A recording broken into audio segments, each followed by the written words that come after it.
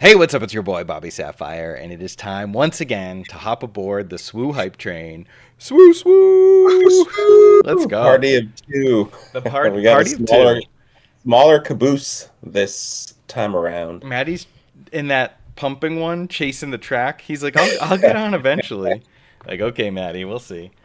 Yeah, Um, it's like one of those old westerns. He's got to like connect the two couplings together. yes, we had a busy day. You chaperoned a field trip. I took the girls to see Mandalorian and Grogu, which was Yeah, we're in really full long. dad mode in 33 degrees Celsius weather in the States. It was like 90 degrees. It was Fahrenheit. It was very hot. There was a lot of fun times had at the zoo. I'm sure the movie was great with the girls. But Movie yeah, we're was in full great, and dads they mode. liked it. We put the top down. We had a great afternoon. It's great. Um, Shout out yes. to Team Lion. We were the best behaved group. What We was had it? our Team own what? handshake. Team Lion. So when I took my older Oh, boy, Jacob, when he was in the second grade, we were Team Tiger. And then my younger boy, Henry, we had the same field trip this time. And we didn't want to duplicate it. So Team Tiger, now we're Team Lion.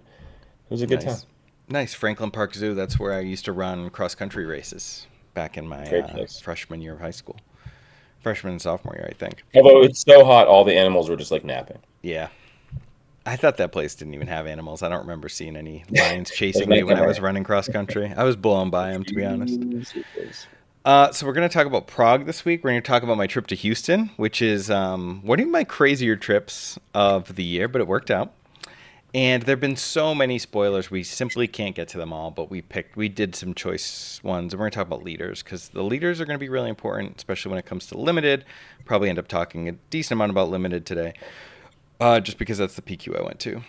Um, and then Justin, you have a sweet jersey on today. Oh, this whole thing. Are you a Jay It's Tatum lover? It's Jason Tatum, who I Wow. like. I wouldn't say I love Jason Tatum, but I I like like Jason I Tatum. like Jason Austin. Tatum. I have a rookie I card. like Jason. I like him. Do you know anybody that loves him? There is someone who loves Jason Tatum. Jason Tatum lover um, was the Munich Sector sector winner. Yep. winner. Very exciting young player. No connection to Boston whatsoever. Just or Duke or St. Louis. Just really, really likes Jason Tatum. Yeah. So shout out to Jonah, who's a good friend of our teammate Tim, and yeah, Jonah is a new member of the KTOD tournament team. Mainly, well, not mainly. Two reasons. One, like we're a group of friends, and Tim's kind of on an island out there in Germany, so wanted Tim to get his friend involved. And Jonah's really good, and he's already like super hyped to be playing and everything. So welcome him to the squad. Pretty big. Yeah, welcome Jonah to the squad. It was really cool to see that he was someone who like followed a lot of our content and really liked our energy. And then before Tim even got involved, and then he's really close friends with Tim. Time zone differences, metric system, all these different things work out. So we needed Celsius. we needed Tim to have some play testing over there and just friendship. So he joined up. He's been awesome. And this Yeah, is they're the age we were when we started hanging out and becoming friends, like yeah. that 18, 19 year old. I thought about it because they've been messaging, and we got benches in the same age group, and it's like, they're talking about like their senior year of high school and like going off to college and like what they're going to do this summer because they have all this time. Like that's when we started playing cards. Hmm. So yeah, some really, really cool stuff to see over there. Yeah, and ushering the new guard, as Brian Hunter used to always say. If you want to check out our content, please check out patreon.com/KTOD. We've got our IDs over there for Instagram, TikTok, YouTube. If you want to sign up for free on Patreon, you get podcast feeds, updates. If you want to be a paid member, you get Decla's videos. Streams are starting up. It's summer. We're about to be streaming a lot more in preparation for Worlds and all these new cards. So check us out over there. And then we've got our VIPs. I think I have everyone this time. And I really, really want to shout out both Luna and Balls for hanging out with me in Houston. That was really great. We'll talk about that. But Achilles, Beeflo, Dave, M, Imrahill, Zefke, Fergus, Luna, ATP, Travis, Michael Fry, Balls, Psycho Hazard, Sam, Chris, JPC, Tuna Tataki, Ross, Mark, Mike, Edgy Sith Lord, Dan, T, and Ty Fabes. What a crew. Yeah, you had a wild time with a lot of VIPs in Texas. Everything's bigger in Texas, including the VIP hangs. Hmm. And yeah, it was awesome. It's great to continue this crew. We've grown a little bit. But when you grow a group that's really close knit and you're always a little nervous, but like does it shift the vibes? And the answer is absolutely no. The new folks are slotting in just fine and Vibes we're are excited to immaculate as go. always. Vibes are immaculate. I was at your house for Memorial Day. You had a little barbecue, and I Yeah. saw you had a stack of some of the VIP gifts. Um, Oh yeah. Tried to grab one, and you said you're not VIP, so that was That's true. I said you cannot take those. I did give out the VIP gifts. Do I slaps my have one hand. around? I thought I did. I showed them off on one of the videos, but some of the VIPs have their gifts, and the rest I'll send out next week. Cool. And then we have a content spotlight, which Justin doesn't know about, but this is pretty hype. Ooh, It's time for look at that. this. This is a He's public back. service announcement sponsored by Just Blaze and the good folks at Rockefeller Records. What? Just vibing. I guess so. Is he gonna say it? Have you said it? Have you watched it before? No. He's rocking the tank. That's looking big. Allow me to reintroduce myself. My name is Ho. H to the O. Player of the Year, Bobby Sapphire. We couldn't hear it. What did he say? He said something. I could tell it was Bobby Sapphire. Yeah, he said Player of the Year. Bobby Sapphire made a face. That Oh. was Jay-Z. He did the Jay-Z intro song. Yeah, the audio on well, we probably will get a strike for that one. We probably won't make any money off YouTube on this one, but it's all good. I didn't hear that at all, so that could be a settings thing too. Okay. Maybe it's set that I didn't. Yeah, I might have turned share off your the audio for you, but the audience heard it. But it was the Jay-Z "Allow Me to Introduce Myself. My name is Hove" beat. But yeah, Steve sent that, so I'm used to getting Steve's butt on Wednesday morning, but he hasn't been doing it the last few weeks. He's kind of taken a step back, trying to find his invigoration for Star Wars Unlimited, the greatest game ever made.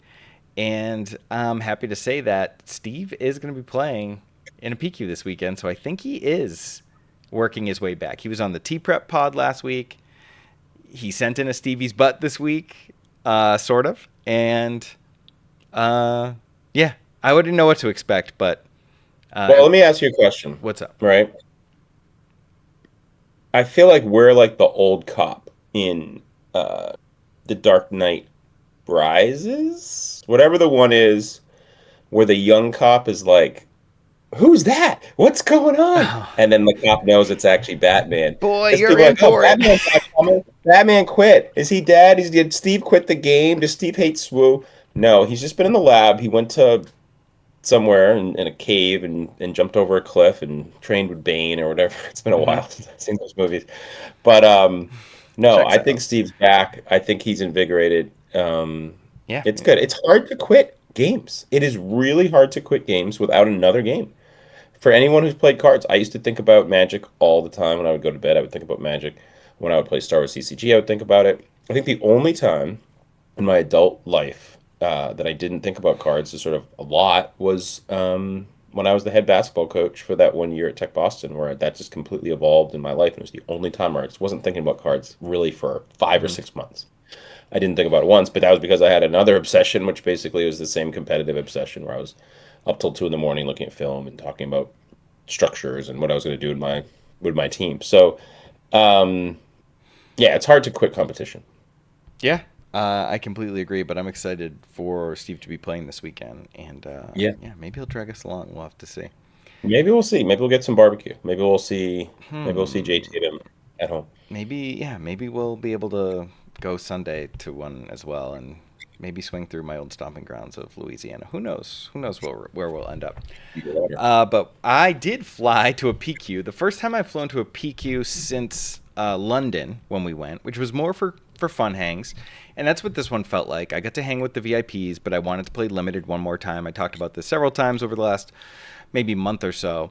And when I went, I hope to do well. I've had a very good limited season. I'm very thankful that they made limited. Glad you said open. limited. Like, yeah, you've had a bad season. No, I've had a Yeah. great season. I've had a very good limited season. Yeah. a lot of a lot of my points are from limited, so I'll just leave it at Yeah. that. But I didn't expect to open one of the most insane pools I could have possibly opened. So good that like I had to cut so many playable yellow and blue cards. Um, Yeah, it's just pretty amazing. You registered this, and you know when you register, they have you take a picture, and you can yes, send it to your friends and say, hey, "This is what I opened" or whatever. This is my pool after the registration period. And you sent this to me and said like, "Hey, should I be changing anything for sideboarding? Like, what do you think?" And I was like, "I don't think you're going to lose a game. Like, this is pretty perfect." Like, I mean, I did. I think there was like the second incapacitate kill switch. yeah, Like you that's said what probably I like. incapacitate over Axe Forgets, and my thinking there was like I just wanted Axe Forgets against Vel, like in case someone was gonna like go ham on Yeah, Vel, and I sure. played against almost all Vels. And But you any and they were like going ham and you bounced it. Yeah, that's totally Yeah, fine. That's reasonable. and But then like I looked at this pool and I said, "Holy cow!" Because you zoom in for the folks maybe not looking as closely because we're on like the split screens. It's like you look at that 3 cost slot and you're like, "What on earth?" Like, Gorn. and then you look at the twos and because they're all you put like the less sexy ones on the top, Yeah, I but know. like underneath is like Anakin's Pod Racer. You've got Gorn. You've got Bodhi. It's like, oh my God, you've got like 3 rare ones. And then you've got the good, like you've got Missile Turret and like all the good twos as well. Yeah, two And I Toydarian remember, Technician, two Artful Pickpocket, two Canyon Frontrunner, Bodhi Val as my twos, and then double Droid Laser Turret, Gorn, Anakin's Pod Racer as my threes. yeah, and then you were like, oh, but I have no endgame. I'm like, you have Vel. Like Vel is the endgame. You have double mastery, basically. You have mastery in the Satako thing, which is essentially Staccato mastering was half the crazy too. Yeah. Yeah, so it's like, oh yeah, and you got Haymaker, which is great too. So you're able to like my end game would just be like play this monster, equip it, Haymaker it, whatever, and play my giant leader and win. So yeah, and you lost what 1 game with this I did, and deck? it was the last round on stream, and like I couldn't even think. It was 5:30 Eastern, and I Yeah, hadn't eaten yet, and I was shaking, and I was like, I didn't know what turn it was. I was like flipping my Vel on 5. He flipped his Vel on 6. I was like, oh shoot, this is the flip turn. I was just a mess. you And put your Vel on 5. well, I went to. He's like, dude, it's 5, and I was like, oh my god, sorry. And then the next game he flipped, and I was like, oh god, I thought we were on 5. So I was just a mess. He gave me a granola bar like while we were playing because I was shaking and everything. It can get a little intense sometimes. 5:30 in the evening is too late for me to wait to eat. Like my body hated me. I went to Kava after and I settled down and my two of my top 8 games were streamed. And I'm pretty happy with the way I played. I think everything came down to simply not having any nutrition, like nutritional values in my body. But luckily, having 5 rares: Rose, K2, Rio Durant, Gorn, Anakin's Pod Racer, Bodhi. I think that's actually 6. And I almost boarded in Max Rebo, but I just played Vel so many times that I wanted it for the 5 cost leaders. Yeah, and this was I looked at this and I said like usually when you show me your decks, I'm like, this card I would maybe want to get out there, or like, oh, I love this card in your sideboard. Like I usually have feedback where it's like, I think you made like 2 or 3 mistakes, or like, and then you'll be like, well, no, I like this because of this, because you're usually thinking things a little bit more like, I like things that are very blunt and limited. I'm like, this is too cute, and you're like, well, but if I combo with this card, it'll work, what Yeah, have you. I like more nuanced interaction So there's that. I don't necessarily think one of us is right and one of us is wrong, but for like when I sure. saw this, I was like, this is just like this is just Yeah, I don't say it built itself, but it's so powerful. And I do think like your green splashes make a ton of sense too, because you're like, okay, like yeah. I just you needed actually something have for the the late game. ability. Like if you draw like an on color, you rose too. If you had an on color Yeah, Rose was crazy. turn 4 and turn 5, or 4 cost and 5 cost, like then your splashes are basically like because you're not probably not splashing on turn 1, you're not splashing on turn 2. So like if you just happen to draw like a yellow, like a Rio and then a Rose, like you're gonna have the AT-ATs open. And the other Yeah, thing too with the big units is like like you said, you played against all Vels. You probably had multiple times where people just gave you resources. yeah, So yeah. I didn't that's a actually lot. end up playing any of the green 8 drops. I often drew them in my opening hand. I It's really a wanted to get resource. the Sarlacc down though. I thought that would be sick. I've never played that It's a card. fun one. But yeah, and then Staccato and Haymaker too. Like I ended up splashing for those. But oftentimes it was just splashing 4, Yeah. and then even just like playing K2 for 7 a lot of the times with a credit Right. from the Vel. Just kind of tried to time that right. So I did go 5-0. I had to play round 5 and I drew round 6, but I only lost 1 game in Swiss. And then I was the featured drafter and I drafted this. And a lot of people messaged me. They like didn't know what colors I was going to be. I ended up thinking that like I could have gone red. I took a lot of red cards that I didn't play. They just weren't very good. But Yeah, like that guy's great. but Although I on the play, that guy is kind of interesting because you were the one seed, so like the 2/4 raid guy actually is like really Yeah, good. and that's why I went with him over like the 1/4. I was like, oh, this will just be better on the play if I just have to splash it. And I put the Bith Brute in the 5 cost slot here because I was like, I'm never paying 3 for this, unless I'm just in a huge jam. But I had so many threes, I was like, this will just be one of my 5 drops, because I didn't really have much in the way of 5. But double Haymaker, double Mastery, the Rhydonium detonation won me a game. Flash the Vents won me my top 8 game. I actually play all 6 colors here. Because I have Villainy and Django Fed. So That's kind of amazing. I thought this deck was good. I did think that like you had to play really well with it. I think people were messaging because you were a featured drafter, like, "Oh, Mike's deck's completely busted." And I remember thinking like not wanting to crush your spirits, but I was like, "There's some flaws here. Like you have a pathway to losing with this deck." no doubt. Because I think a lot of people were looking to double mastery and they were saying like that's just going to win you the game, but like your early game isn't amazing, and then it's like you've got I think the right number of units early on, but like there's you could if you're getting blown out and then you go to space and you're not flipping until 6 resources and you play against like a Bobo that's really aggressive or something like that, you could get in trouble. And like the masteries aren't necessarily getting you out of that because they're more of a tempo aggressive card. Yeah. So I looked at this and I said, like, when you made the Rhydonian pick, I was like really happy about that because I was like, this will be a way for you to actually know you're on defense, and then it's like an easy shift. And I Hmm. think that happened in one of your top 8 matches. And then another thing that I noticed that happened in your draft is like I was looking at it and I was like, this is like you had like infinite threes early on. Like you had There were a million Defiant Scrappers. scrapper and you like declined taking the third scrapper. I forget for what, but it wasn't like an amazing card. I could tell you were just like I don't really want 3 scrappers after impact 2. You know what I mean? Or maybe it Yeah. was impact 1. I think And then you I got past Cinta in Pack 2. pack 2, which I was like, that's great. And then the other thing that happened that I thought made your draft really, no, I don't say salvaged it because it was solid, but like you needed some things to sort of some glue there. Is you got past who's the pickpocket? You got past a pickpocket in pack 3. Like I don't say pass, but like you got one in like 6th or 7th pick. And I was like, that's really fortunate because your twos at that point were like not ideal. You had the Toydarian, and I think you had another pickpocket from earlier, Hmm. but you had like splashes and like a 2/2 in space. But when you got the second pickpocket, I was like, all right, he's got 4, maybe 5 reasonable ones that he doesn't have to use the base for. And then if you don't have to use the base there, now your double haymaker is going to be able to get you. You can actually play that on R4, and now you're going to be able to kind of be off to the races. Yeah, and even That's though what I happened. like I don't have a great curve here, like some of the understated like the scrappers and stuff, which I don't love. I don't have to use Hana on 4R because I have other good fours. I took an Onaka Gang Bandits, which like I think I get the most DMs about that, like thinking that was a weird pick, but there were 6 Vels at the table. And we've talked about that when Vel's going to give you a credit, you can just slam Onaka Gang and like Yep. they can't deal with it. They can't kill it, and then that will kill your Vel. That will kill the Yeah, I opposing was Vel. So boarding that that was in. like That's the I took that kind of late. I took one of the 2 Curzantons that got passed, and I also just thought like Django, when I'm getting credits from other Vels, could play, and not a terrible 8 drop anyway. So I think right. No, Django's I thought cool. it was good, and I think it's like I think a lot of this though is like you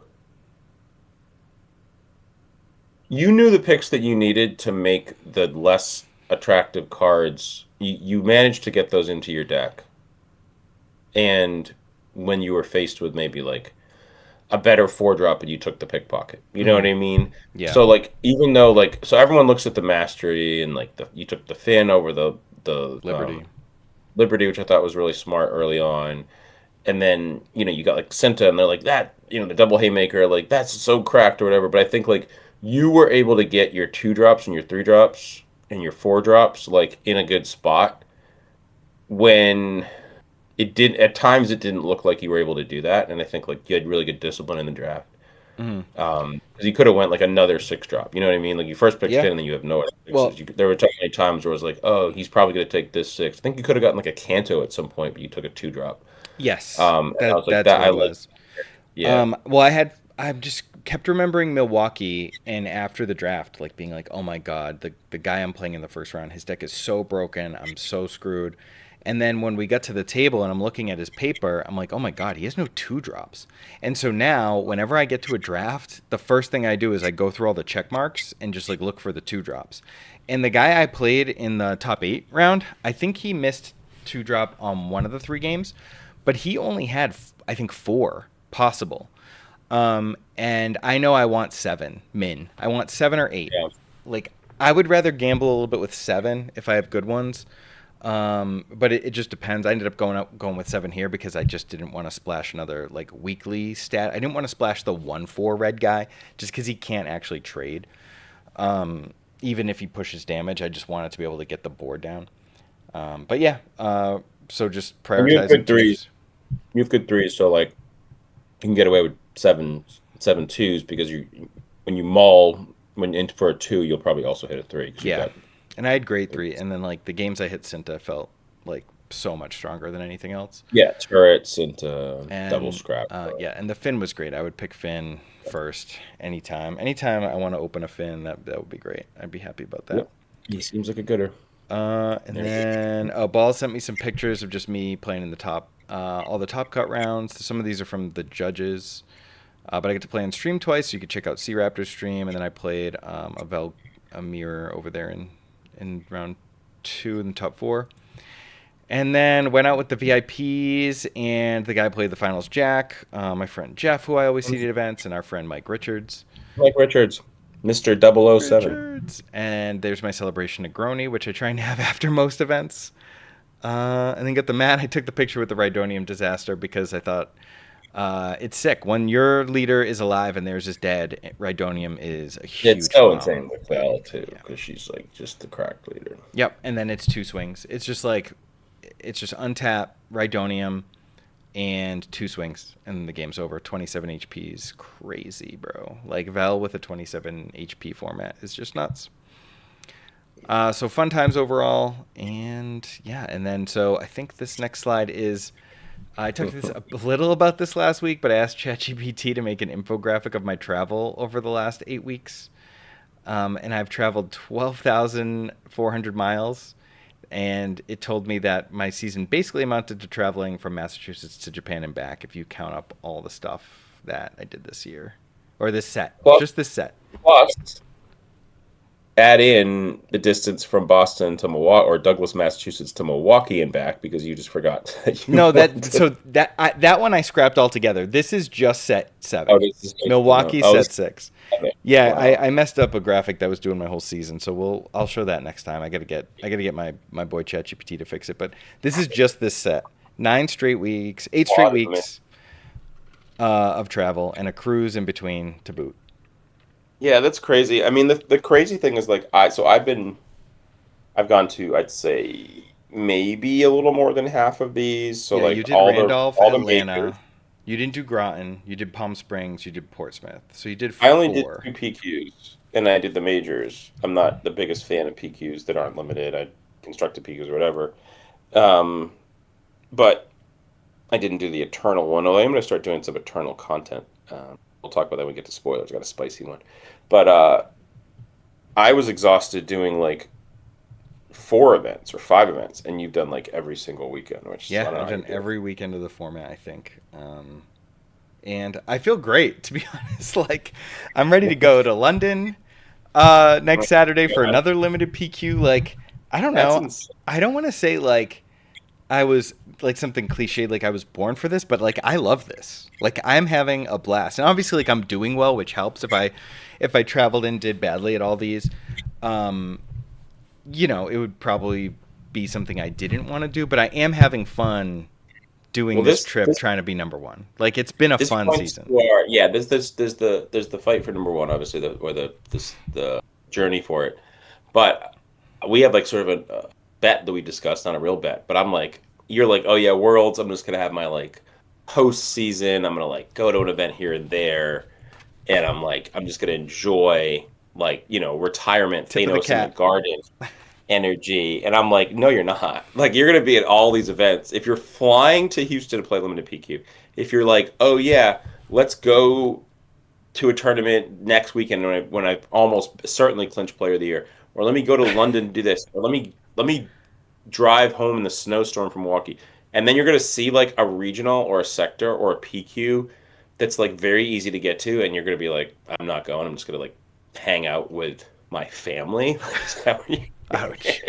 I don't know. We'll see. I'm still very much looking forward to taking a slight step back, if anything. Maybe, slightly more on the travel to PQs. Like flying to a PQ, we had said when we started the VIP thing that we wanted to go to PQs of like where VIPs would be. So like that was an easy one to do plus limited. Um, so we'll see.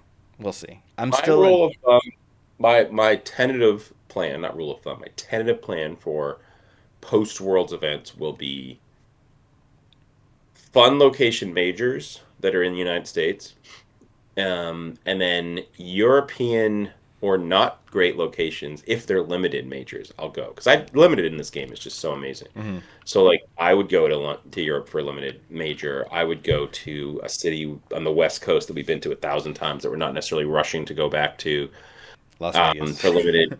Yeah, Las Vegas, but like San Diego, we were just there. If they're like, here's another SoCal one, and SoCal folks are great. We'd love to see them, but like traveling from Boston to SoCal is not the easiest. I would not do that for. I would not do like a Mesa for Premier But you would for or limited. even Eternal. I would not, but I would do that for limited. That's sort of where I'm at. Cool.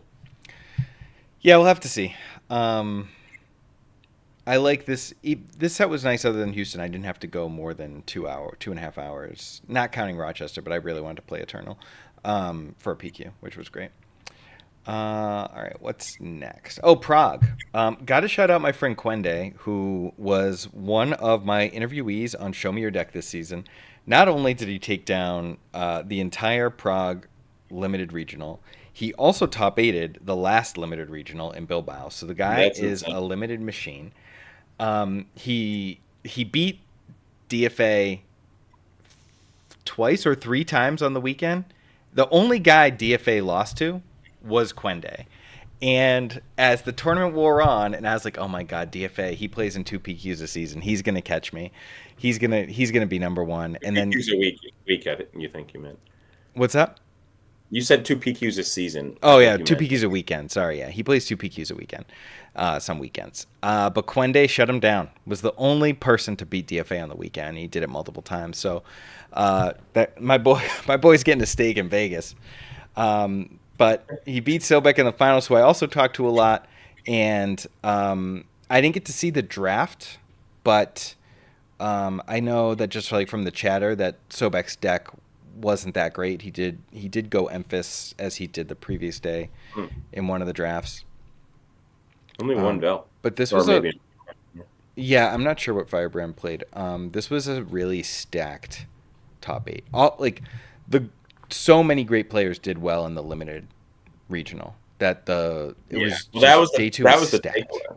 It's like the people, the names that are people up there. You got Quende's been great, and Sobek's top eight in a regional in three top back to back regional top eights for limited, which is insane. He came to United States, knocked me out of the top eight. We had a win in, and he beat Oh, me. that's true. Yeah, And he then top eighted the limited in Milwaukee, right? yeah, so then you've got like Firebrand's a name that I've seen around, and you got Bothan Network Drinkwater, and then DFA. He's been crushing. So like, Yeah, and DJ Claro too. um, He's like he did the Akbar video with Ollie and Loopy like way back when. yeah. So it's nice to see people that are putting in time, and I think that's what it is. I mean, that's ultimately what we're one of our successes. Your success is nuclear, and my success has been very solid, I think. But it's time in, and you see these people who are playing a lot. They're the ones who are being successful, and shout outs to great tournament runs and limited. I Limited is so skill intensive. You hear it over and over again. You can't day two with a mediocre deck. Um, I was the build in Palm Springs. My deck was incredibly mediocre. Was able to salvage a 6-2, and then draft is a little bit, give a little bit more expression. Yeah. And I also went in for top 8 there. So you had a great pool at your Houston event, but it's so much more than that. It's about playing well. It's about understanding things. It's about salvaging a pool to Mm-hmm. get it from below average to just a little bit above average. Because during the build, you actually saw some interactions, and you're like, wait a Yeah, second, you have and not this. agency.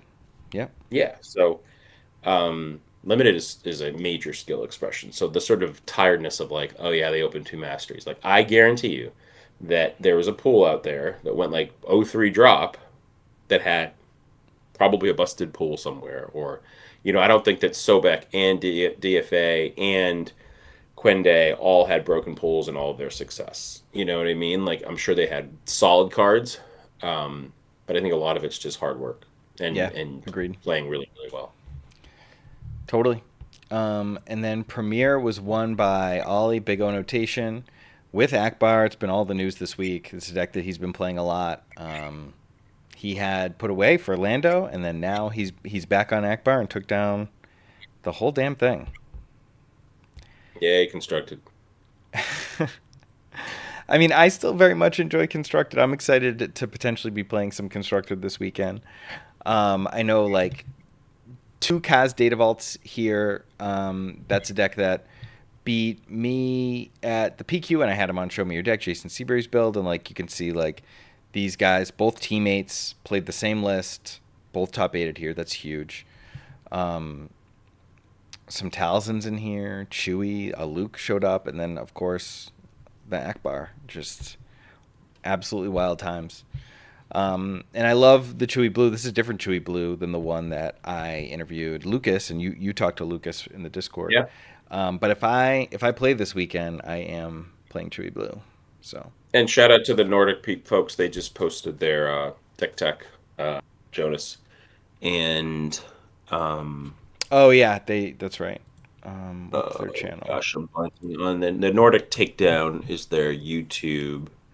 Jonas was interviewed by Victor. Yeah, and they always put out great content. So definitely, it's always super informative. I mean, the takeaway for me is like, okay, Akbar is awesome. The field is pretty wide. Like there's no Landos, there's no Bobas, and they were heavily played there. There's no Obies, there's no Vaders, but there are bases that have a lot of life, and there are more aggressive negotiations decks than red decks in this format. Like I think the Kazudas both played AN. Yep, they did.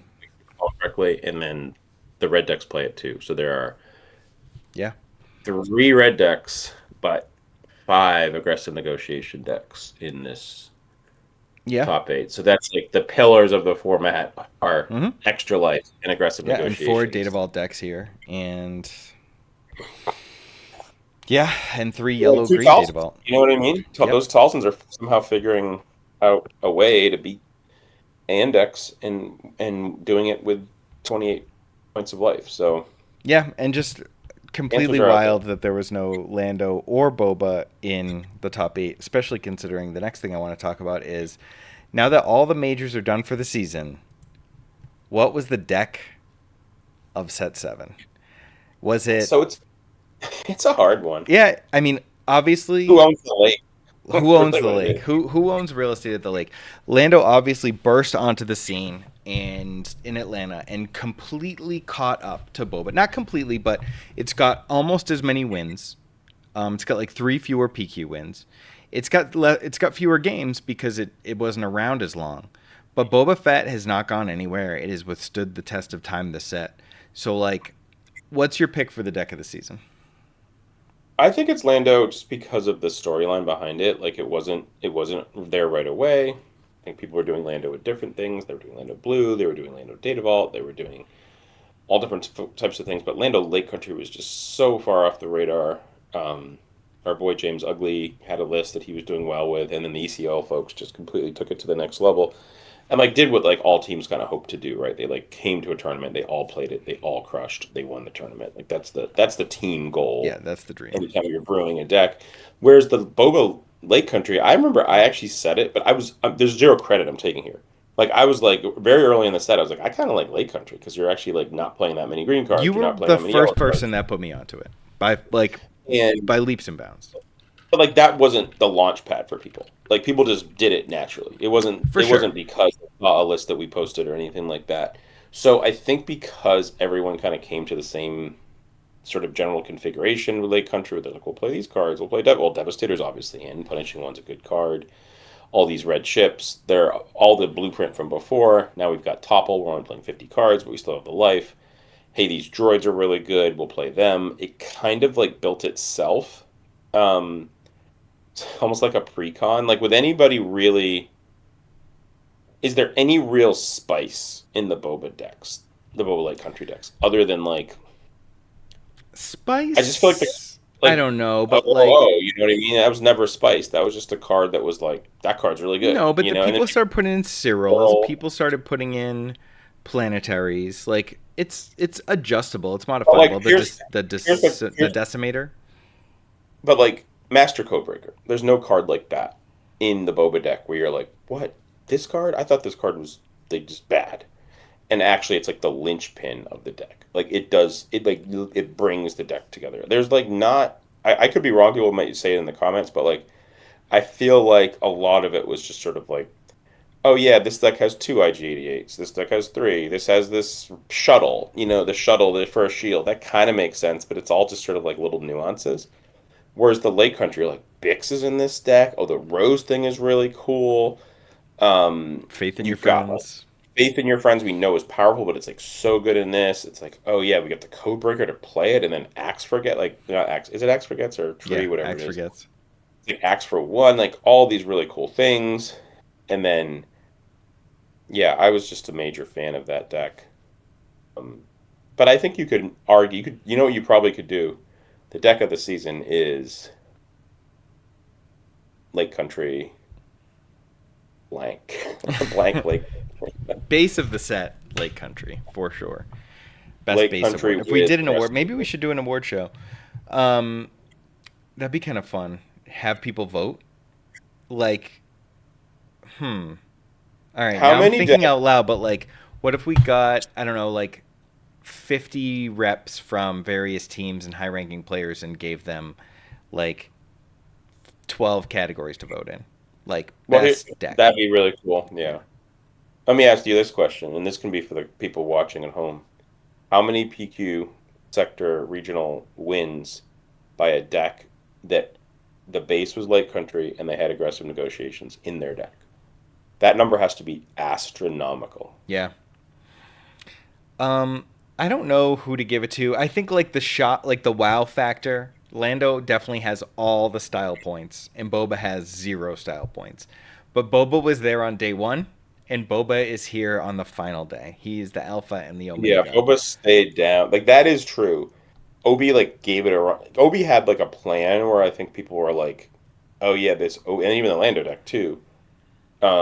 Was like, yeah, we like our Boba matchup. We're trying to do this in against Boba, and like it was good against Boba. I think it was percentage wise, it was like winning against Boba towards the end of the season.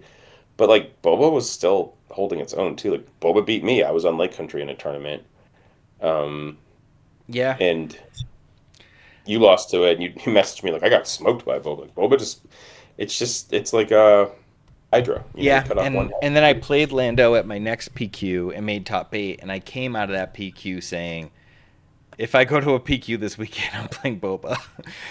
Let's So get a I vote. think for me, it's like a little leaning Boba, but no, not for any good reason. I think like all the points you made about Lando are great. I think it's one A and one lowercase a. Like it's not even one A, one B. It's like Yeah. they're so close. And it's just kind of preference and what you want to shout out. But I agree. Like innovation wise, it's Lando. No need for innovation because it's just a like a giant brick shit house. It's Boba. Yeah, I think the thing with Boba, last thing I'll say is like it never actually evolved. Like other than the two planetaries that the Swoop Racer guys played, and that was like probably the biggest change. The evolving of it was just like I'm gonna play this card, but it's like the same card as another card. It's just like kind of a little different. It Yeah, it wasn't like just it all. adjusted things like System Shock, things like HK when the spies started popping up, right? Like it To just get made more or adjustments. Stirrall just for the control deck. It was just it just sort of like slightly shifted, but like the core just continued to stay exactly the same.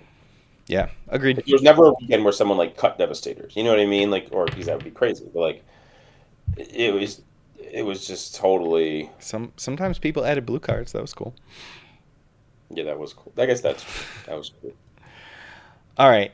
Um, we're going to talk about the new leaders that have been spoiled since the last episode. First of which was the Mandalorian, which dropped the same morning as our last episode dropped. But Mandalorian's been pretty crazy. It's been really popular online. A couple of the guys on our team have been testing it extensively. I think I've like most of my team reps for set 8 so far have been against the Mandalorian. When you take the initiative, you may pay 1 if you do draw a card. And then when you flip him, he's a 6 cost 4/6. He has support. And he says, on attack, if you have the initiative, you may draw a card. And I don't know if you've seen the screenshots, but I have been like doing the AN math against this deck sucks because you're like, oh, I'm dead from 14. Like he's going to I don't like them. 16 me right now. And I have to claim, and even if I claim like he hasn't used any resources yet, so we can just play like 6 more things. The the AN math on this guy has been just nuts, and it makes me fear AN mirrors even more at Worlds. What do you think of this guy? Yeah, you know it's funny because like we haven't talked bannings, and I don't really want to get really crazy with that. But like, if they ban AN, this card's basically like not good at all. So like, this is a leader that's basically completely propped up by AN. I think. Um, There are a couple other ways, but they're not as impactful as AN. yeah. I mean, the body's not great. The support is neat. You can do the sudden ferocity thing and like shoot people pretty quickly. I think we're seeing a format with like a ton of sentinels, though. There's been some really, really good ones. The spoilers continue to drop really good sentinels. So like, um, Sab is going to be important. Drawing cards. I do think like paying 1 is hard. Like underdropping in this game is not an easy thing. Like with Lando, you get it back in the form of like resources, and you play a card like a Liberty or like a Lando to get you back. But like drawing cards in this game outside of AN has never really been all that great. Like I think back to like C3PO in um in set 1, 2, 3 when like and then C3 kind of fell off. There were decks you could play and you were like, oh, I'll play all 3 drops in C3PO and I'll like draw an extra card and then you sort of realize like that wasn't actually that good. But Yeah. AN props that up. Or like even Han Pilot, where you could auto draw with C3PO, and that wasn't even that good. It did top 8 worlds, but like it didn't do a ton outside of that. Here's what I Right. think is insane about the paying the 1, is that there's a couple of nuances here. One, it doesn't exhaust, and so with the new Mandalorian N1, you get to do something like turn 2, you get to Han Pilot and exhaust your Mandalorian to hit for 5 on turn 2, and And then then you claim draw a card. And then next turn, you're like, I'll play Grogu. Claim, exhaust my Mando, hit you for 5 again, pay 1, draw a card. And now you've taken 10. You've got 2 things that are really hard to kill. They don't have high attack, but You got they get to buff, and now you have like 7 cards in your hand. you actually played like 1 card, right? Because you played 3, but you got 2 of it back with your Mando leader. So it's basically like you've got all those cards. No, it certainly like feels great to draw cards. Everyone who's played card games, especially Magic players in New England, we used to always be like, "Oh, I drew cards, I brainstormed, I played Chase." I do think that like building a board is really, really important in this game, Yeah. and it's gonna be a little harder for this guy to build a board. Yep, but if you're Um, if you're not building a board, then you want to hit hard, and like he's he's gonna do it. really interesting. I do wonder like his mix on like removal because like that was something I was thinking about again, going back to like thinking about cards. I was playing with some of the guys, and then I dreamt about cards, and I was like, is removing cards is like playing a removal spell actually good in this deck because then they have like 1 less unit, and then they like can get the initiative. Hmm. That was sort of something I thought with like the blue version because I was like, oh, should we play like Lost and Forgottens and some like more removal spells and like play it more controlly? And then I was like, well, yeah, but then like you don't have units because if you have units and they don't, you can't really attack. I mean, Grogu gets you one, but if they just like, then they can just claim more frequently. And like, how often can the opponent just claim? Maybe like play a unit, not attack, and claim and keep you off the cards. That was one thought I had about like some of the Yeah, weaknesses of and this I deck. did do that versus James quite a bit. It just doesn't always work because then they're like, okay, well now I'll take this turn to play two things. I'll play my two like my 3/1 ship and like a Karis or something. And it's like, yeah, Like well, not doing AN, but I'm now hitting you for 6 more on the ground or in the I had a arenas. thought of like if you're playing against this deck and they're Colossus, right? And you're actually on the play, do you just claim turn one? And then they're gonna like play. Maybe they play a unit. They probably don't have a ton of twos if they're doing this whole plan. Maybe they do. And then you just play a three, and now like how do they ever get the initiative back? That was Yeah, a I mean, thought I had. I think it's through things like Grogu and Han Pilot that allow Yeah. you to do it. And then the support mechanic because the N1 has Support. support and then there's other support cards and more support cards continue to get spoiled. So I think it's really I think strong. this is a leader that people going into worlds like need to just keep an eye on and like continue to play games with because it's not one you just throw in the bin and say like, yeah, we don't need to spend too much time on this one. This Unless is they when you ban start AN, then you can do it. unless they ban AN. This is a leader where you're like, all right, we should probably play some Mando games. Like we should probably see if these cards work with Mando. We should probably see if this unit's a good Mando unit. More support, like you said. And he's a rare leader. I also got to think about if you see him in draft, like, is this going to work? AN's not in draft, so no. Maybe they reprint it. Imagine. All right, here's pretty insane draft common leader. Moff Gideon was spoiled today. He's an Imperial official. He flips on 7. Action. If a friendly Imperial unit was defeated this phase, you may play a unit from your hand. It costs 1 less. That is ramp, my friend. And then flip him. 5/8. This unit gains each of the following keywords if it's on an Imperial unit in your discard pile, and I love me some discard synergies. He can get ambush, grit, hidden, overwhelm, sab, sentinel, shielded, support. So like, yes, he can have ambush and support. He can attack himself and he can make somebody else attack. And maybe he has overwhelm and maybe he also has shielded too. And now maybe he's a sentinel. It's crazy. I don't know what we can do to set this up, but like this ability is nuts. And support would give all the other keywords. If you have support and you get attacked with something else and it's got like ambush over well, I guess like grit, Yeah, overwhelm. how does that work with support? I'm It gets confused all here. those keywords. It would get any keyword he has, they would also get. So if they've got a bunch of damage on them and you have grit, overwhelm, like you can swing with No, it something. doesn't. I don't think support gives all the game text. It gives you the when attack ability. Support gives It abilities. gives the on attack. So I don't think so. I think it just allows you to attack with two. So I think the support is really just like It the sort of gains this unit's other abilities for this attack. So it does get the keyword abilities. It doesn't only get on attack abilities, it gets all abilities and keywords or abilities. oh wow. So it gets like that's kind of I mean, as long so as they're just in the discard pile, if he has it, the support unit attacking has it for that attack. yeah, just that one. That's I mean, this guy's a lot to wrap your head around. Um Yeah, he's what we want Yes, like though. Like trying to you want things break to something. die. Are there like Imperials that are like weirdly statted? Like the same way, what's the ship? Um it doesn't have any keywords, so it wouldn't work. Well, no, it does have ambush. Like the 4/1 ship for Yeah, 3. that's not Imperial though, I but know like that's not Imperial, but are there cards that are like in the old days we want like red, we want like 3/1 stormtroopers and stuff. yeah, Just like they printed a bunch of cheap stuff, or they spoiled a bunch of cheap stuff today. I'm looking at Flanking TIE Interceptor. It's a 2/2 drop with support. They printed the Emperor's Champion. It's a 3/5 Imperial shielded Sab. It's non-unique, so like Gideon can pull it. Gideon, the 3 drop would give it Sentinel. There's a I'm scrolling here, but there's a bunch that are getting support.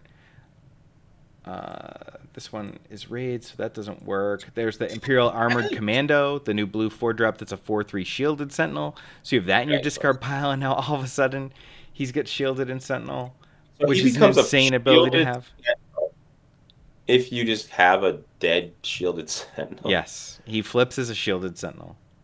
And if you have like this guy's a lot. And if you have like Ninth Sister in there, he gains Overwhelm. If you have Fifth Brother in there or Dedra, he gains Ambush. Yeah, it's bonkers.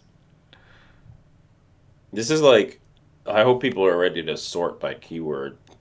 Scion Shuttle has support. Like, this is like, what's his name? Oppo Rancis, but like. It is, but no, you don't get raid and restore. That game text is a little. Oh, they more don't have restore. Yeah, because restore and raid both have a number value attributed to them, and so like he can't just gain those. That if you look at Oppo's game text, it's actually like quite long, because it says like if one of those units has raid or restore, this Oppo Rensis gains restore to raid 2. Addy on the couch. Let's go. Oh, no, you're on the couch. You're just in the office, but you're looking lean back. What up, baby? I'm just in my office. Sorry to disrupt. I had to. I had to get in on the Ash's hotness. You're a disruptor. Maddie, we need you to look at this. My mind is blown, and if my mind's blown, your mind might be blown. Dude, so I saw this today, and so this unit gains each of the following keywords if it is on an Imperial unit in your discard pile. What does that mean? Okay, so that means you have a 3-drop Moff Gideon unit. It dies. Moff Gideon's in your graveyard, your discard pile, and it has Sentinel. When you flip Moff Gideon, he has Sentinel. Oh, he gains all the keywords of your stuff in the bin. Yeah. Okay. And they're making a bunch of, like, a Emperor's Messenger, a 0/3 support on attack, ready, or resource. So, like, Emperor's Messenger is in your bin. Like, now Moff Gideon has support. So Moff Gideon is to... Not really as to Kylo as like unit in graveyard is to upgrade, but he's your 1v9er.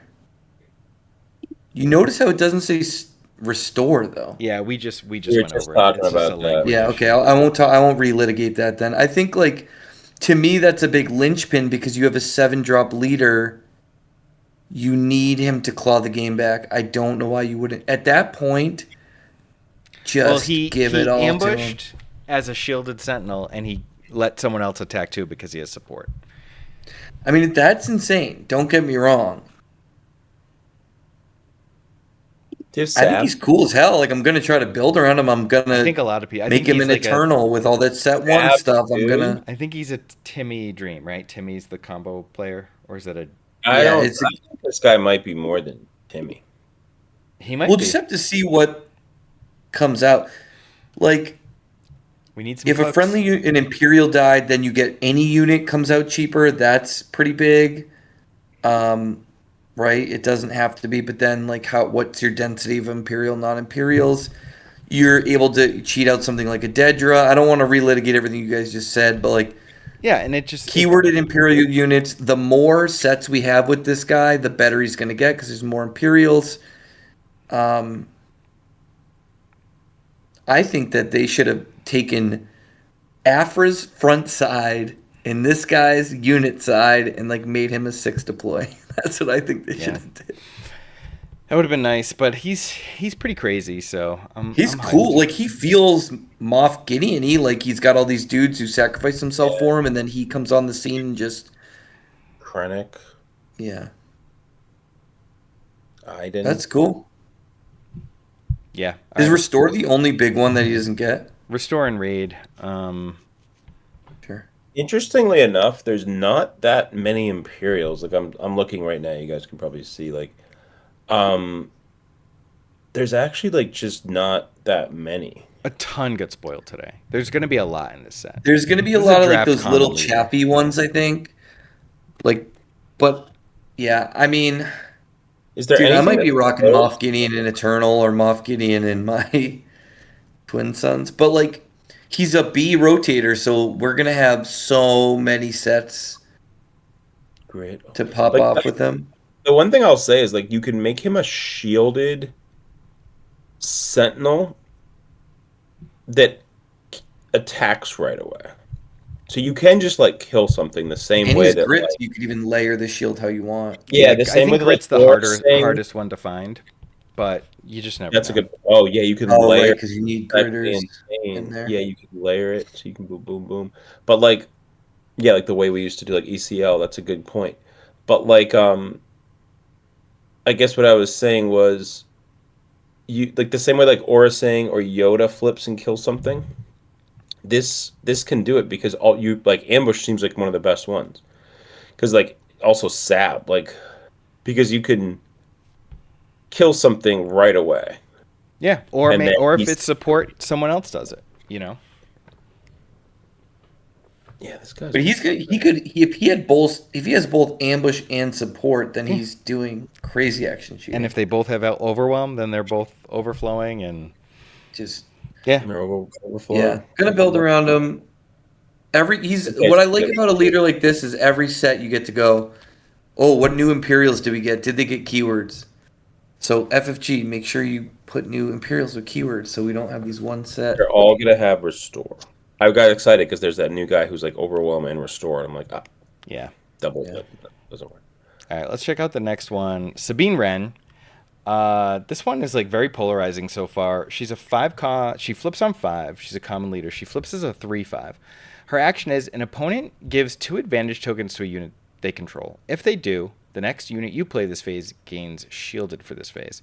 When you play that unit, give it a shield token, and then when she's a 3/5 leader on attack, the next unit you play this phase gains shielded for this phase. So she's just spitting out shielded ambushers and sentinels with no extra cost other than her body is weak. But like to not have to pay more for those shields, like I've already been testing a bunch of Cobb Vanth and he seems crazy. And so to He like does. have that on a stick, and being able to temper it with things like Sentinel, you might be able to, or ambush, you might be able to overcome the advantage tokens. But man, like giving free shielded is crazy. Reshielded is super nuts. I think the key to whether or not Sabine is a premier leader or a Twin Sons leader, 'cause she's kind of correct there, is I think it's going to be like how you're able to navigate getting the advantage token on something you can deal with. Because if someone arena goes in the other arena from you and you can't get up there or down there or wherever you are, that could be a little problematic. And then, yeah, I think like just making sure her, like, do we need her 3/5 to stick around? How much is that going to impact the board? Because like one of the decks that I played a lot of at the start of last set was that Jin Data Vault, and everything felt good except for like your leader.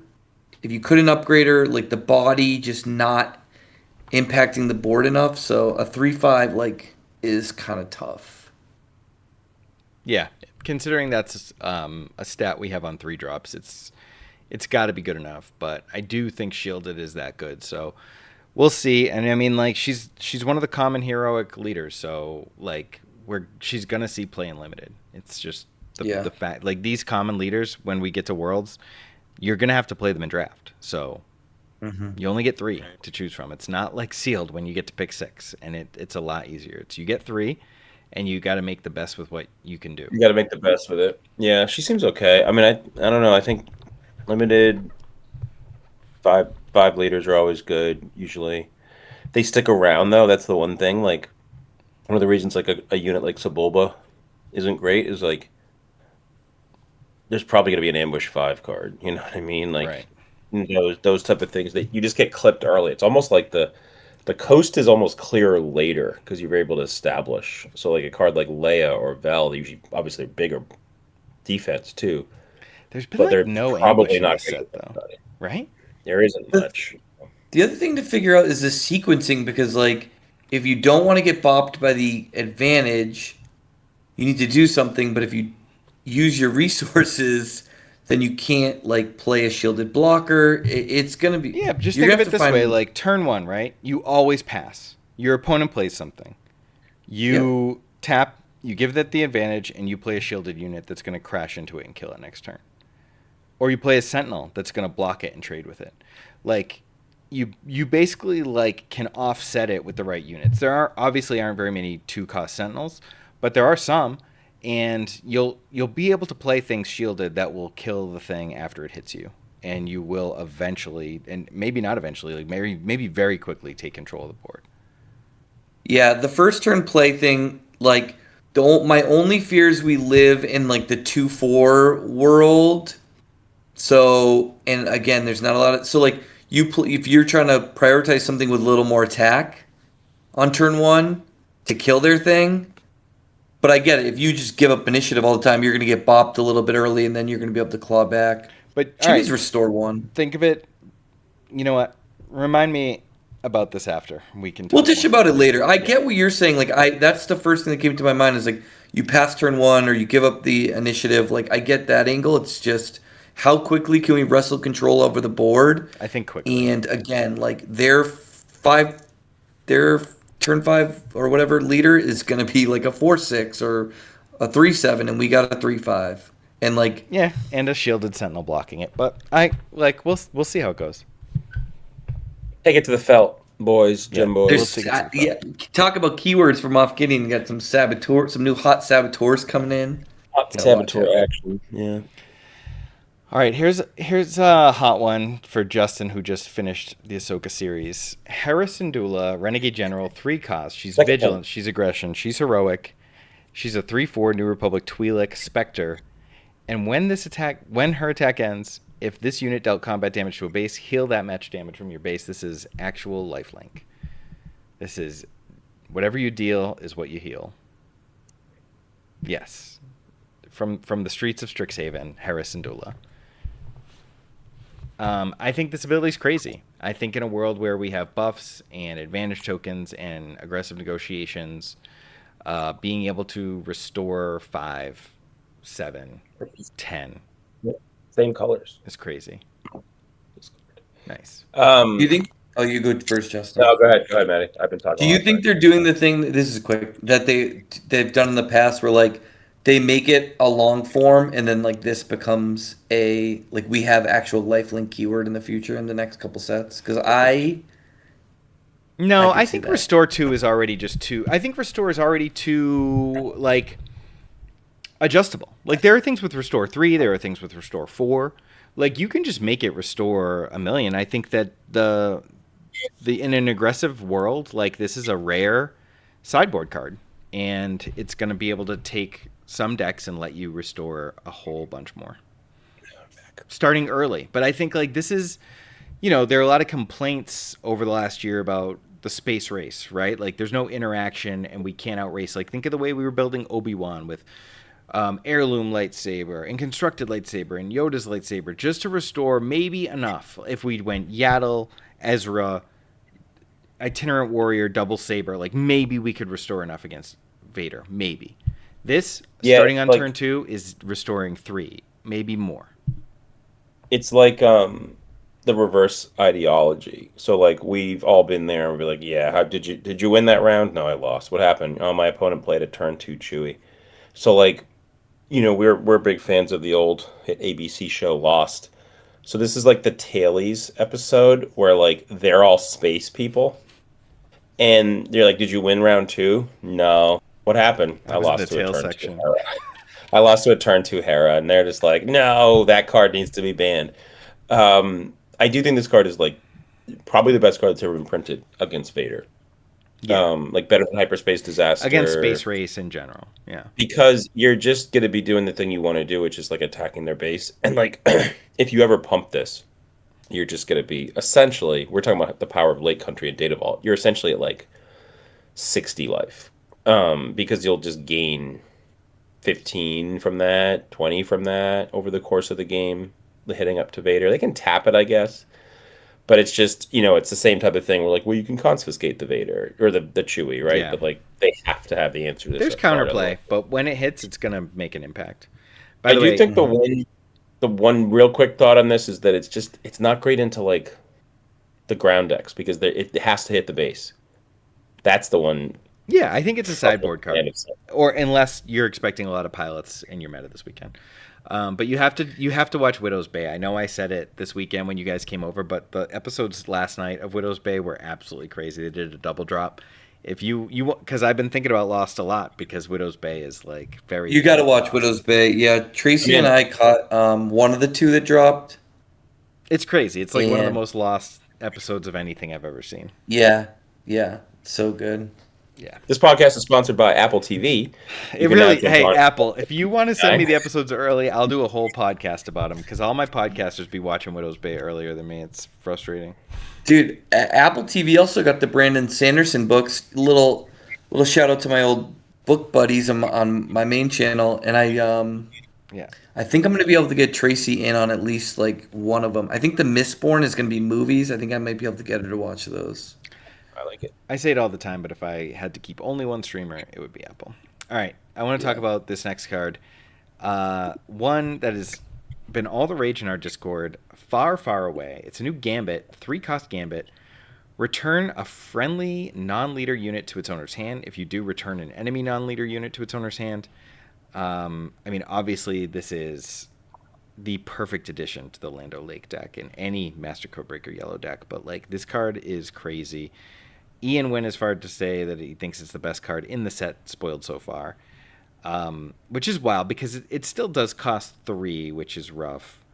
Obviously, with Codebreaker, it will often cost 2, but the effect is crazy. What do you got there, Maddie? You got a Riftbound card that says the same. This is so Starcrossed is in Riftbound. It's purple. It costs 3, but you gotta pay power as well. Return a friendly unit and an enemy unit to their owner's hand. It's a little more broken in Riftbound because here's the thing. This card is obviously very good. When you have enter play things, when you have cheap things and they have big things, you're going to get insane tempo. We all know that. The one caveat to this card is that we don't have like full on turns. You know what I mean? And we don't have like instants in the same way. So it's still very good. I think it's still a great card, but like think of it in Magic with like playing Snapcaster Mage in response to something, bouncing the Snapcaster Mage and their thing in response to a Birthing Pod trigger or whatever the hell. You don't have the crazy looping. You can't loop in the same way. Like they're gonna have an action to disrupt things where you're just for sure. If there's any graveyard interaction or anything like that. But the tempo angle and playing it with your freaking Codebreaker, like playing it with Codebreaker, bouncing your Codebreaker and their big stupid shielded Sentinel, replaying your Codebreaker, getting stuff. That's cool and not that expensive and like could be feasible in the later angle of the game. I think there's definitely some play to it. It's kind of like it's something that feels more like a harder to accomplish, but actually it's not, which I think is like the or scaling. And I think the other thing too, for people who played the Lando or against it, is like, and anybody who's played this format is like, Beguile is a really, really good card, but it caps out at 6, and we're seeing these cards that cost 7 just actually being better than the 6. You played Will of the Force at your PQ, yeah, because I you played wanted Will of the something. Force I played Blade Wing at mine. Yeah, you played Blade when I played, because like oftentimes, like especially in the way the credits work and like mirror matches, like they play Liberty, they use all the credits, and then you're like bounce it, they can't play it the next turn because there's not the credit to be had. So I do think this card's good. I don't think it's necessarily like doing anything. Like really to Maddie's point, like the yellow deck bounces things. What does this card do? It bounces things. So I don't think you're going to see like a totally. It's going to add more consistency. You're not going to whiff with Codebreaker as much. It is going to give you like the ability to like, what if people are like, oh, we'll cut Beguile and add this. Well, like how about both? And then you actually like just bounce everything. Like what is that? What does that game look like? I don't know. Yeah, I don't think the redundancy is a bad thing here. I think it's a strength, and I also think that now your opponent plays a bomb, and you're like, shit, I don't have anything for this. But now not only do you have something for it, but you have like searchable. You're like, oh, cool, I'll just casually play my Codebreaker, and now I'll casually rebounce my Codebreaker and replay it, and I'll get the 1 for next turn too. So you never had your bomb, and you're never gonna play your bomb. And in the meantime, I'm gonna Never do had like a your faith car. in my friends, and I'm gonna grab a rose, and I'm gonna play her too. And like you're free to play your 8-drop, but I'm gonna hit you for 9 more, and I'm gonna play my Codebreaker another time, and I'm gonna get the third far far away. And like even if we're not playing it in Lando, like green has that R2 that looks up a guy. Like there's other and cheap things that you could be doing. Like Green has a I cool think any gambit deck with a for cheap 2 come into also. play. Like if you're in It's a good red, yellow, villain, you play the 3/1 droid, you tap something cheap down, have them discard, you far and away it, It's not a bad call. bounce their bigger thing. Like people are gonna think twice about leaving your little chaff on the board later in the game when like you can kind of chain this and then also like still hit them, and It's also under crazy that dropping like later. it just stops the opponent from really ever playing like an upgrade on your unit. It's like a negative upgrade on your non like condemn is basically Right. unplayable against yellow decks now because you just bounce this, you bounce the condemn thing, and then I don't know how you lose from that point. Yeah. Do you think decks pay 5 for this card? No, Probably not, right? It's too decks don't expensive. want to play 3 for it. I think decks really want to play this for 2 with Codebreaker. Yeah. And 2 then is the sweet spot. But I Yeah. think like 3's tough, but opening up our mind to what non-Lando decks would play it. But I mean, if there's more good gambits, like that Codebreaker, Faith in Your Friends hero thing is gonna go in other yellow decks that aren't Lando. well, that's actually a good point. There, I don't know if you've seen this one, Maddie, but there's a new red one that is a 2 cost gambit. It's red white hero, and it's discard a card to do 5 damage for 2. Discard a unit, um, and if it's less than the other unit, you do 5. I forget exactly what it is, if it costs but less. that actually this sets that up well because you bounce the unit, you bounce like a random 2 cost card, and then you use the other gambit to do 5. Right. You can, like really press a board. Like they could have 2 units, and for 4 mana, you could basically bounce your Codebreaker, discard your Codebreaker to the other card, and just really kind of go ham. Yeah, it'll be interesting to see like if we get some control decks or some tempo-y decks that feel more like decks from other games, not Star Wars Yeah, Systems. Delver decks. I think that's yeah. I think I wanted to do community highlight. I wanted to just shout out, just bring it back to Houston for one more time, like how amazing this community was down there. Like they were insanely welcoming to me. They invited me to their Facebook group. C Raptor streamed it. The Texas is a huge state. There were people who drove 7 hours to go to this PQ. I was like, if I drove 7 hours, I'd be 5 states away or like halfway to London or whatever. Canada. Yeah, and like we can't drive 90 minutes without getting into another state. So, well, Justin, you kind of can, but like from where I am, I can't. But like, just like so many people were there. Everyone was having fun. Everyone was super nice. The guy who ran it, Jason, I thought he owned the store. Nope, he just volunteers his time to go run the events as the TO, donate the prizes, like donating Lego sets and play mats and stuff, taking pictures, like taking care of like the stream. I legit thought he owned the store when he was doing everything. He's like came over, like I won a bunch of store credit, and I gave it to Balls. It's just like it was so great. And like the judge made a really nice post in the judge's Discord, and a bunch of people sent me the screenshot of just like nice things they said about me. And I just was very humbled that everyone was so nice and welcoming, especially since like I was a little wary of being, someone high up on the leaderboard flying down to a PQ somewhere Yeah, else, like for people sure. giving me a hard time about that. And there were a couple like, facetious comments, but I certainly tried to make everyone feel welcome and gave everyone who wanted to talk to me my time. A bunch of people asked me to look at their deck, and I was just like happy to be a Texan for a day, which was fun. And so I just wanted to shout them out because they were great. Texas. And then Love it. I don't know if I said it enough, but like can't shout out Balls enough. Like put me up at his house, took me to the airport, did not have to wake up and do that. We kept racing to Tabs to pick him up for dinners and coffees and stuff. Took me to Dutch Brothers, which was my new coffee spot when I'm in the South. So they were a really great community, and I had a really fun time. And they were like, "You should come back sometime." And usually when I'm in a random city, I'm like, yeah, sure." And this time I was like, you know what, I might. It's great.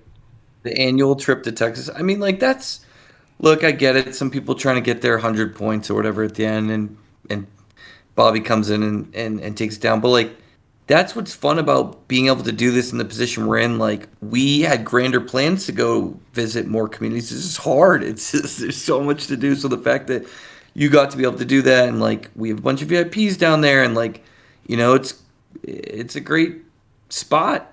I think that's great. And Balls, we owe you a beer at Vegas. We met Balls at Vegas last year, and then soon after he joined the VIP crew, and the rest is history. Now he was great. We talked. We had long talks into the night. It was great. Love it. And then obviously still keep those emails coming. SWU.k2d@gmail.com. Subject community highlight for all those community highlights. Real quick before you go, Maddie. We did get Stevie's butt. I don't think I can get you guys the audio because of the way I haven't done a Stevie's butt in a while. We haven't had one in a while. Oh, we haven't had one. But I can't. I have a setting on my screen share audio that it's not gonna work. So I don't know. I don't know how to fix that. But did you guys watch it? We did. Justin couldn't hear it, but it's just him playing the Jay-Z "Allow Me to Introduce Myself" music. So he's back. We're going to a PQ this weekend. We didn't say where, but getting some barbecue. Anything else you guys want to talk about before we go? We're at my sweet spot, exactly 75 minutes.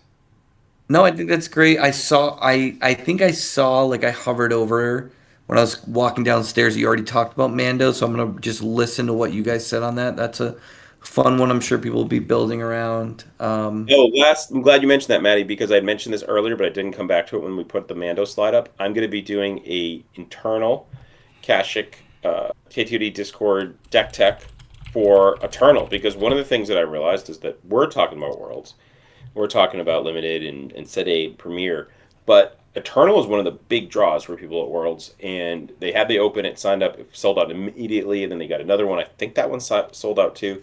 And people are looking, and there's new Set 8 cards that are going to impact that. And I have a spicy one for people. Here's the cards that it contains. Mando Leader in Eternal.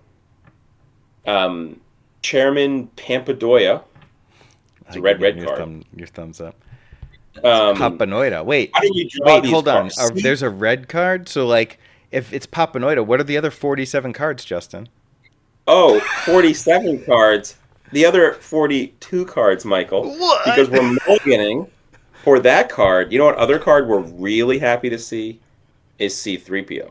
Because unless C-3PO just bounces into himself into a dark corner, there are no misses on the number 3.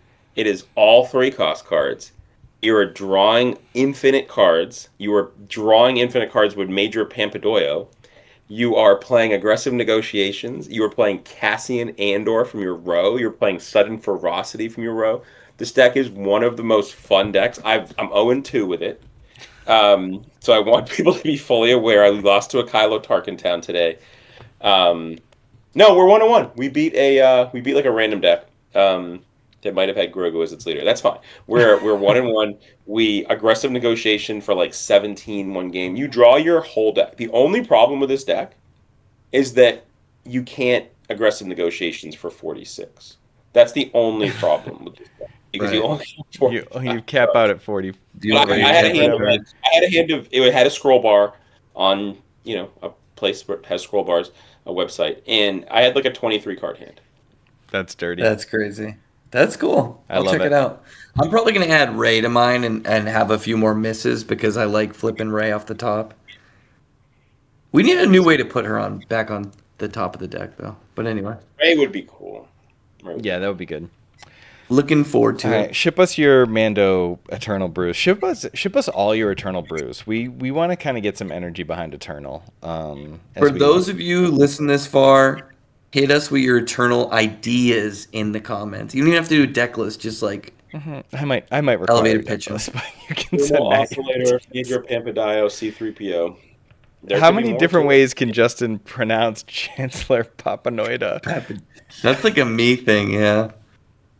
You're channeling your Maddie on your mispronunciation. Papa Giorgio. Yeah, Nick Papa Giorgio. All right. Papagenos. It's Um, it's 87 degrees here. I gotta go. I didn't It's run the not. AC for you people because I love you. It's 30 Good degrees night. Celsius. There's We'll no see you ice next on it. week. Thanks for watching. Celsius. See you for some Jason barbecue this Tatum. weekend. Jay Tatum lover.